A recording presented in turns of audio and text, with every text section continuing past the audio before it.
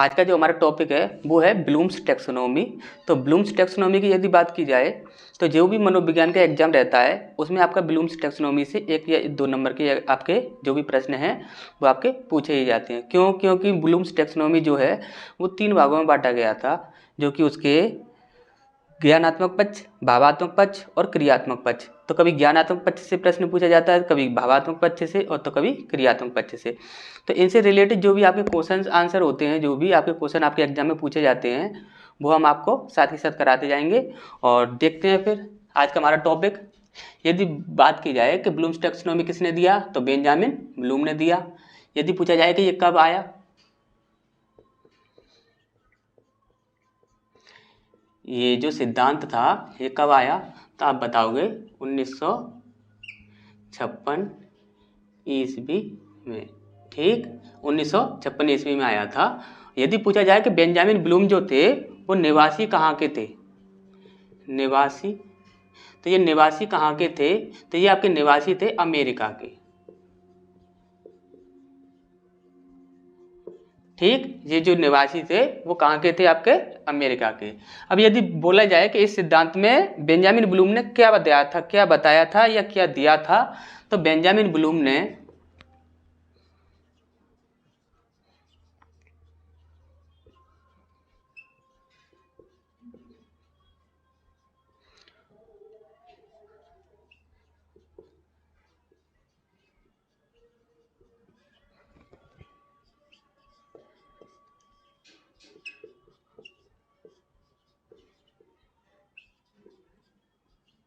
उन्होंने क्या किया था कि शिक्षा के उद्देश्य दिए थे और उन्हें क्या किया था, 3 भागों में बांटा था। तो वो कौन से उद्देश्य थे? सबसे पहला ज्ञानात्मक, दूसरा था आपका भावात्मक और यहाँ पर तीसरा था आपका क्रियात्मक।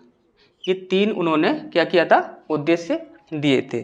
ठीक, तो इससे संबंधित देखिए जो ज्ञानात्मक, भावात्मक और क्रियात्मक पक्ष जो है, इनके और भी नाम होते हैं और इनके नामों से रिलेटेड आपके एग्जाम में क्वेश्चन पूछे गए हैं काफ़ी बार। यदि आपने एग्जाम पेपर प्रीवियस ईयर के एग्जाम पेपर देखे हों तो आपको पता होगा नामों से भी आपके एग्जाम में क्वेश्चन बने हैं।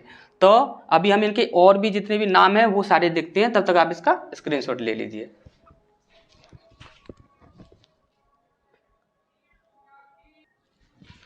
तो सबसे पहला है हमारा ज्ञानात्मक या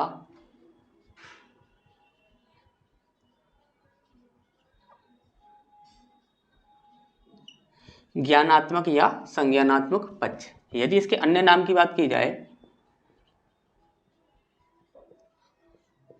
तो इसका जो अन्य नाम रहता है वो रहता है आपका चिंतन पक्ष।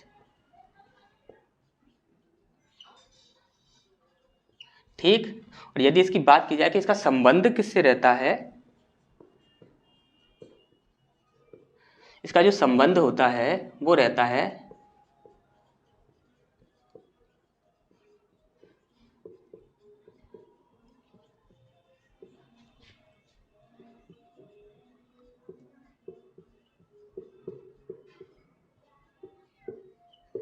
व्यक्ति की मानसिक क्षमताओं से। इसका क्या होता है, संबंध होता है। यदि इसकी बात की जाए कि इसमें एक सूत्र का प्रयोग किया जाता है जो कि आपका पूछा जाता है, तो सूत्र क्या होता है आपका,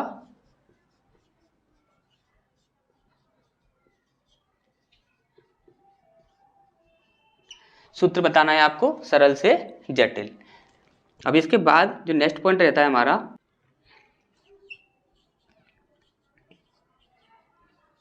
यदि पूछा जाए कि इसका उद्देश्य क्या होता है, तो उद्देश्य होता है इसका शिक्षा के स्तर को निम्न से उच्च स्तर की ओर लेकर जाना। ठीक, शिक्षा का जो स्तर है उस स्तर को निम्न स्तर से उच्च स्तर की ओर लेकर जाना, ये क्या होता है, इसका उद्देश्य होता है। यदि वर्गीकरण की बात की जाए तो इसका जो वर्गीकरण था, इसका जो वर्गीकरण स्वयं ब्लूम ने ही किया था।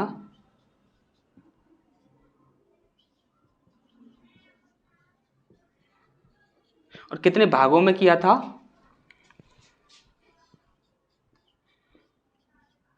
तो 6 भागों में। ठीक, तो ये है जो कुछ भी है इसके बारे में। और इसके बाद जो इसकी और जो भी डिटेलें हैं, जो कि इसका जो ज्ञान, बोध, अनुप्रयोग, जो भी इसके जो भी आपके 6 भाग हैं, उनको हम इन डिटेल देखेंगे। तब तक इसका स्क्रीनशॉट ले लीजिए, फिर हम आगे बढ़ते हैं।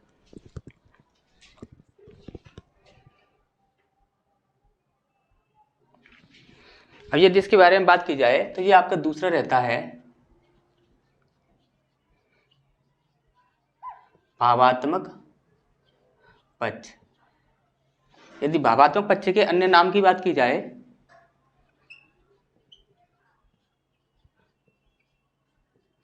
तो ये रहता है आपका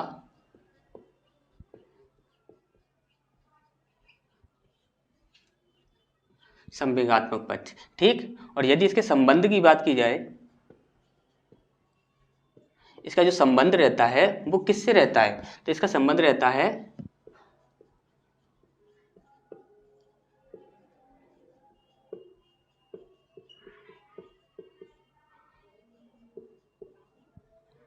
व्यक्ति के जो संवेग होते हैं उससे इसका क्या होता है, संबंध रहता है। यदि इसके बारे में बात की जाए,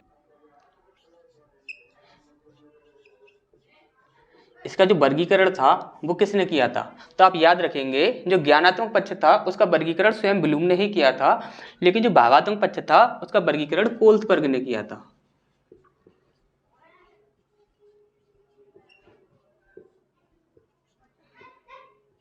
कोल्सबर्ग ने इसका वर्गीकरण किया था।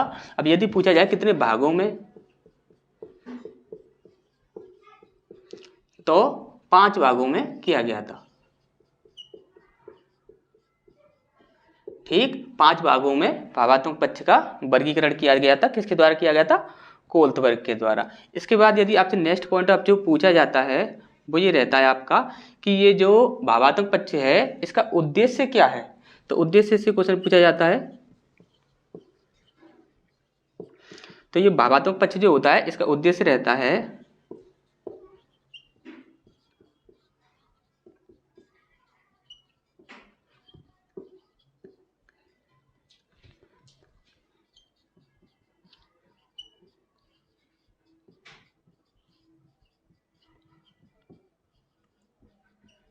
व्यक्ति या बालक के चरित्र का निर्माण करना। ये क्या होता है, इसका उद्देश्य होता है। यदि एग्जाम्पल की बात की जाए,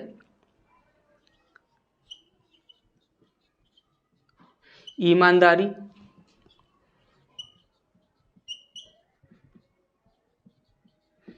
अनुशासन,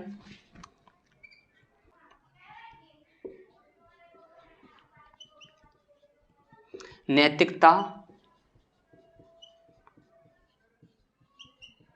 सामाजिकता, ये सब क्या है, तो इस प्रकार से आप समझ सकते हो ईमानदारी, अनुशासन, नैतिकता और सामाजिकता, ये क्या होता है, ये ऐसे गुण व्यक्ति में या बालक में उत्पन्न किए जाते हैं। किसके द्वारा, भावात्मक पक्ष के द्वारा।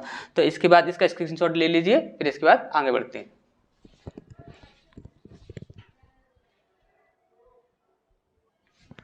इसके बाद जो है आपका तीसरा, जिसे हम कहते हैं मनोशारीरिक या क्रियात्मक पक्ष। ठीक, मनोशारीरिक या क्रियात्मक पक्ष। यदि इसके अन्य नाम की बात की जाए तो आपने यदि प्रीवियस ईयर के एग्जाम पेपर देखे हो तो आपसे पूछा गया था कि व्यवहार का करना पक्ष किसे कहा जाता है।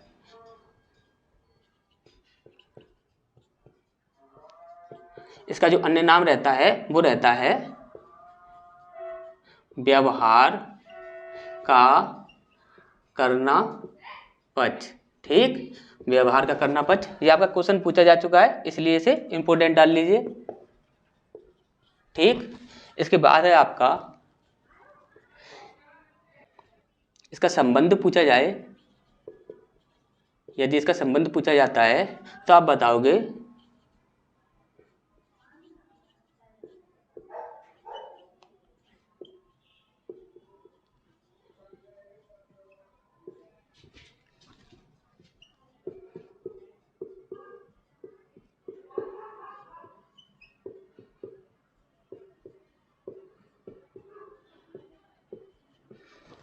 व्यक्ति की शारीरिक क्रियाओं या कौशलों से इसका संबंध रहता है। यदि इसके वर्गीकरण की बात की जाए तो इसका वर्गीकरण जो था, देखिए ज्ञानात्मक पक्ष का जो वर्गीकरण किया था वो किसने किया था? स्वयं ब्लूम ने किया था। और जो भावात्मक पक्ष था उसका कोल्थबर्ग ने किया था।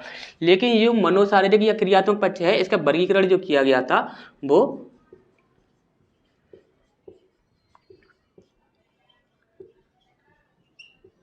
जो सिम्पसन के द्वारा किया गया था। यदि बात की जाए कितने भागों में, तो ये जो बांटा गया था ये 6 भागों में बांटा गया था, 6 भागों में। अब इसके बाद जो नेक्स्ट पॉइंट है हमारा, तो यहाँ पर हमने इन तीनों के बारे में अच्छे से समझ लिया है। अब हमें सबसे पहले देखना है ज्ञानात्मक पक्ष जो होता है आपका, उसे जो बांटा गया था 6 भागों में, उसे हमें पूरी तरह से समझना है। तो एक एक करके उस चीज़ को हम अच्छे से समझते हैं। तब तक आप इसका स्क्रीनशॉट ले लीजिए।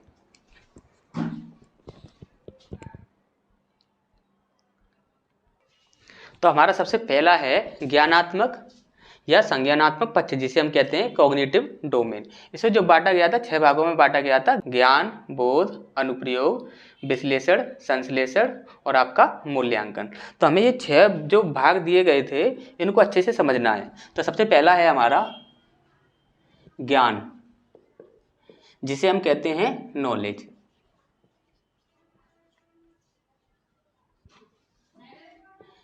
ज्ञान जिसे हम क्या कहते हैं? नॉलेज।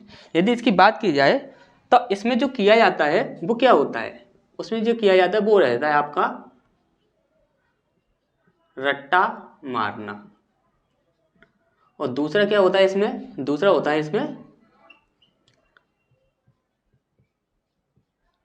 प्रत्यय स्मरण। ठीक, इसमें सिर्फ इन 2 चीजों का ही प्रयोग किया जाता है। तो कैसे किया जाता है? तो इसमें होता क्या है कि जैसे कि कोई छोटा बच्चा है, अब छोटे बच्चे को क्या किया जाता है कि कोई बात होती है जो भी कि उसको सिखा दी जाती है, और सिखा दी जाती है, सिर्फ उसे रट्टा मारना सिखाया जाता है, उसे याद करना सिखाया जाता है। यानी कि यदि उसे बोला जाए कि ये जो बात आपने सीखी है इसका मतलब क्या होता है, इसका अर्थ क्या होता है, तो वह बच्चा उसका अर्थ या मतलब नहीं बता पाएगा।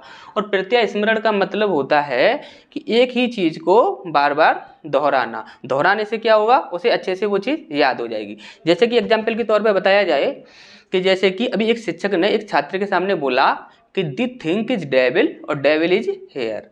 तो अब बच्चे ने ये बात अच्छे से याद कर ली। अब वो कहीं भी अगर इसी बात को बोलता है कि the think is devil, devil is here, तो वो बोल तो देता है क्योंकि उसने उसे याद कर लिया है। लेकिन यदि कोई उससे पूछता है कि इसका अर्थ क्या होता है, इसका मतलब क्या होता है, ये आप बोल रहे हो तो ये आप क्यों बोल रहे हो, तो वो उस बात को नहीं बता पाएगा जो कि उसकी सच्चाई है। तो इसके बाद जो होता है वो होता है आपका बोध।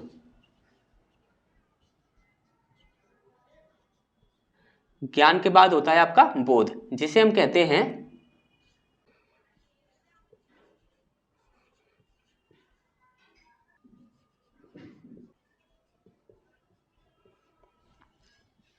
ये होता है आपका बोध, जिसे हम क्या कहते हैं? कॉम्प्रीहेंशन। तो कॉम्प्रीहेंशन में होता क्या है ये चीज आपको समझनी है। अर्थ जान लेना। ठीक, अर्थ जान लेना। अब उसने क्या किया?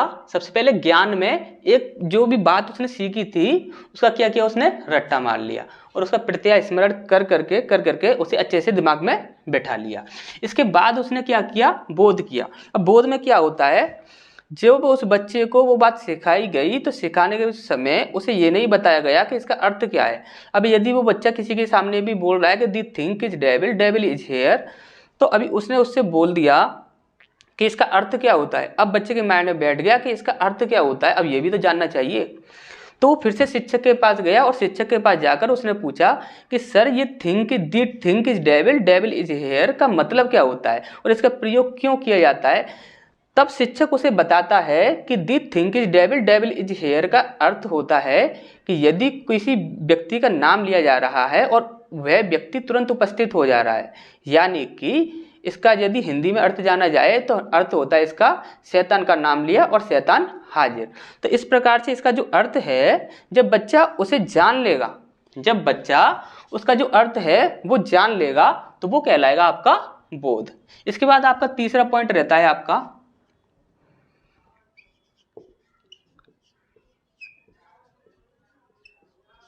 अनुप्रयोग। अनुप्रयोग को कहते हैं हम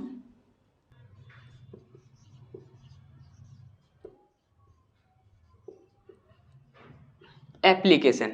एप्लीकेशन का अर्थ क्या होता है, इसमें प्रयोग क्या किया जाता है, इसका जो प्रयोग होता है वो रहता है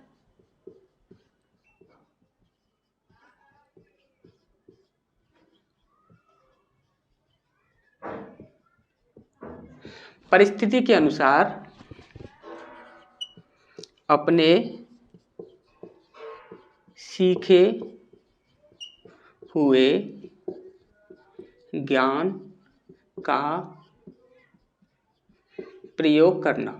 ठीक, परिस्थिति के अनुसार अपने सीखे हुए ज्ञान का प्रयोग करना। अभी उसने सबसे पहले किया था, उस जो the think is devil, devil is here, इसका रट्टा मार लिया, उसे अर्थ नहीं पता था। बोध में उसने शिक्षक से पूछ लिया कि इसका अर्थ क्या है, उसने उसका अर्थ जान लिया। अब क्या होता है, यदि चार दोस्त बैठे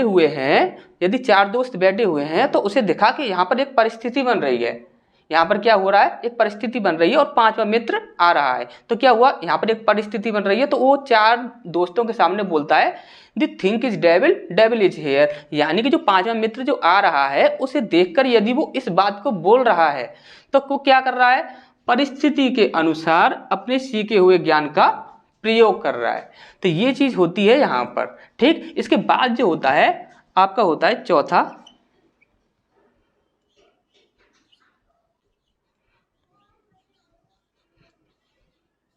विश्लेषण, जिसे हम बोलते हैं एनालिसिस।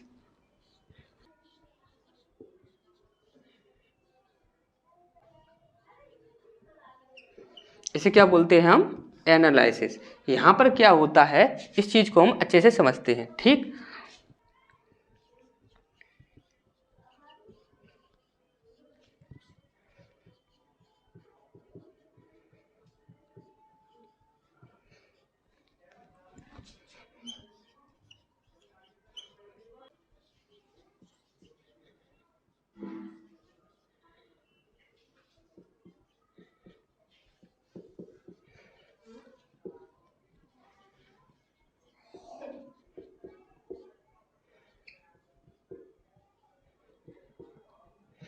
यहाँ पर क्या होता है, जो एकत्रित जो हिस्से होते हैं उनको उनकी विशेषताओं के अनुसार बांटना। ये चीज़ आपको अच्छे से समझ नहीं आ रही होगी, ये चीज़ हम आपको समझाते हैं। जैसे कि यदि आपने कोई भी ज्ञान ग्रहण किया है तो उसमें क्या होगा कि अलग अलग पॉइंट होंगे, काफ़ी सारे अलग अलग पॉइंट होंगे। अब उन पॉइंट्स को क्या करना है आपको, उनकी अलग अलग विशेषताओं के आधार पर उन्हें डिवाइड करना है। जैसे कि एग्जाम्पल के तौर पर देखा जाए तो मान के चलिए एक टोकरी है, उसमें क्या है कि काफ़ी सारे फल रखे हुए हैं। अब उस टोकरी में क्या रखे हुए हैं, तो फल रखे हुए हैं, सबको क्या कहते हैं, हम फल ही कहते हैं क्योंकि ये कॉमन नाउन है। ठीक, अब उन फलों में सेब है, संतरा है, अंगूर है, केले हैं, इस प्रकार से अलग अलग प्रकार के फल रखे हुए हैं। अब आपको क्या करना है कि उनकी विशेषताओं के आधार पर जैसे कि सेब जितने भी हैं उनको अलग किया, केले जितने भी हैं उनको अलग किया, अब उसके बाद सेब जितने भी हैं उनको अलग किया, अंगूर जितने भी हैं उनको अलग किया उनकी विशेषताओं के आधार पर। तो वो क्या कहलाता है, आपका विश्लेषण। अब विश्लेषण में होता क्या है कि जब बच्चा कोई ज्ञान ग्रहण कर लेता है तो ग्रहण करने के बाद व्यक्ति ये जानने की कोशिश करता है कि हमने जो ज्ञान हमने ग्रहण किया है वह और क्या क्या किया जा सकता है उस ज्ञान की सहायता से। जैसे कि अभी आप मैथ का कोई एक क्वेश्चन सॉल्व करने बैठे तो उसमें क्या होता है कि आपने एक क्वेश्चन को सॉल्व कर लिया, अब उस क्वेश्चन को जो उसने क्वेश्चन दिया रखा है किताब में तो उसको आपने जैसे ही सॉल्व किया, अब उसके बाद सोचा आपने कि इस क्वेश्चन के सहारे अब और क्या क्या किया जा सकता है, तो वही होता है आपका विश्लेषण। इसी चीज़ को आपको अच्छे से समझ लेना है। अब इसके बाद होता है आपका संश्लेषण। तो तब तक आप इसका स्क्रीनशॉट ले लीजिए, फिर हम आगे बढ़ते हैं।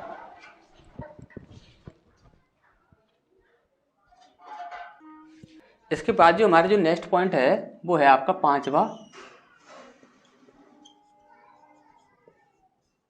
संश्लेषण, जिसे हम बोलते हैं अंग्रेजी में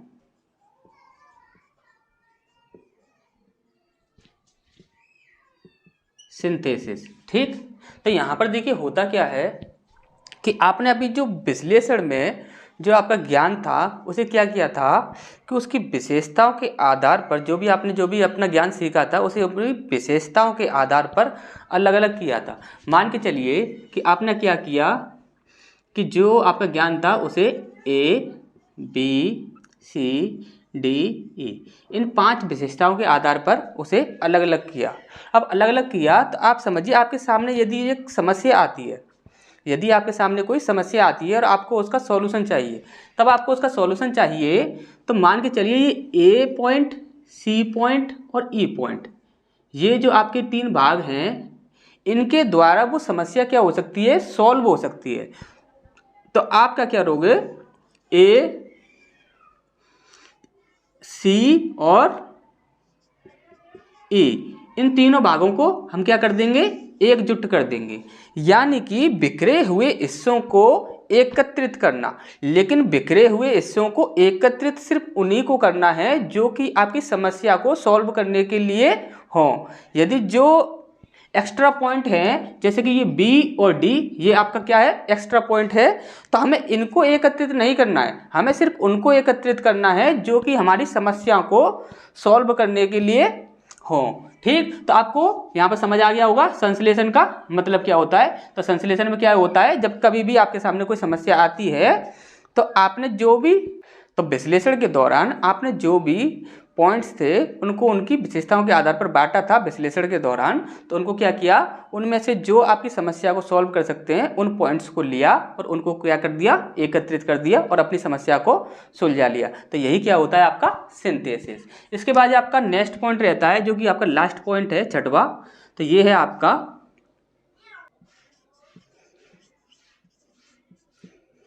मूल्यांकन। मूल्यांकन को हम बोलते हैं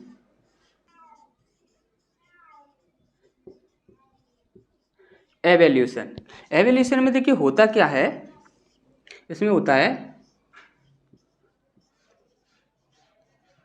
मूल्य देना। अब क्या होता है, जैसे कि आप एग्जाम्पल के तौर पर समझिए, यदि आपका कोई भी एग्जाम है, जैसे कि आप स्कूल की कोई पढ़ाई कर रहे हो और स्कूल की पढ़ाई करते समय जैसे कि आपकी एक हिंदी की बुक है और हिंदी की बुक को आपने पूरा पढ़ लिया, अब जैसे ही एग्ज़ाम आता है तो एग्ज़ाम में जो भी आपके क्वेश्चंस रहते हैं, तो यदि आप उन 100% क्वेश्चंस को सॉल्व कर पाते हो तो मूल्यांकन में क्या होगा कि आपका जो मूल्यांकन होगा वो बहुत ही अच्छा होगा। यदि आप 100% क्वेश्चंस को सॉल्व नहीं कर पाते हो तब क्या होगा, आपका मूल्यांकन क्या होगा, कम होगा। मूल्यांकन का अर्थ होता है मूल्य देना। किसी व्यक्ति ने जो ज्ञान ग्रहण किया है उसमें से उसने कितना ज्ञान और किस प्रकार से ज्ञान को ग्रहण किया है, तो ये कौन निर्धारित करता है, तो ये निर्धारित करता है आपका मूल्यांकन। जो भी आपने ज्ञान ग्रहण किया है उसमें से आपको कितने नंबर मिले, जितने नंबर मिले वो नंबर ही क्या होते हैं, आपके मूल्यांकन। ठीक, तो इस प्रकार से आपने यहाँ तक अच्छे से समझ लिया होगा। इसके बाद जो हमारा जो नेक्स्ट पॉइंट रहेगा वो रहेगा आपका भावात्मक पक्ष। ज्ञानात्मक पक्ष यहाँ पर कंप्लीट हो गया है, इसके बाद हमें देखना है भावात्मक पक्ष। तो मिलते हैं फिर भावात्मक पक्ष में नेक्स्ट पार्ट में।